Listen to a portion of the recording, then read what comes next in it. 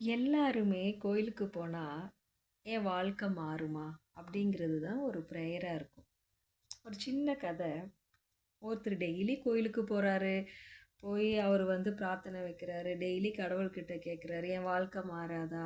என் வாழ்க்கை என்னைக்காவது ஒரு நாள் இந்த நிலைமையிலேருந்து அடுத்த நிலைமைக்கு போகாதான்னு?" சொல்லி கேட்டுட்டே இருக்காரு.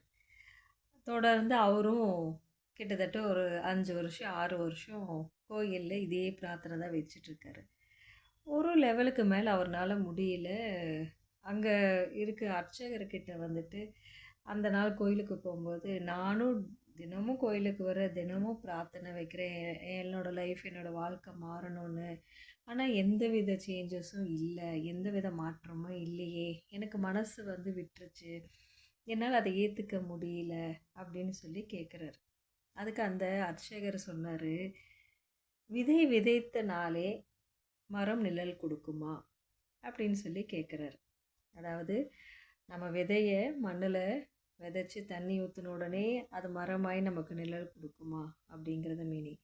அது மாதிரி தான் லைஃப்ல நமக்கு வரக்கூடிய கஷ்டங்கள், சோதனைகள் எல்லாமே நம்மள அடுத்த நிலைக்கு தயார்படுத்துறதுக்காக மட்டும் தானே தவிர, உடனே அந்த கோயிலுக்கு போனா ப்ராப்ளம் சால்வ் ஆகுங்கிறது கிடையாது.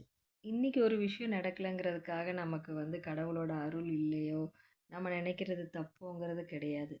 கண்டிப்பாக கடவுள் நம்மளை அடுத்த நிலைக்கு நம்மளை தயார்படுத்திட்டு இருக்காங்க. ஸோ நம்பிக்கையோடு இருங்க. உங்கள் வாழ்க்கைக்கு உங்களை நீங்கள் தயார்படுத்திக்கிங்க. வெற்றி நிச்சயம்.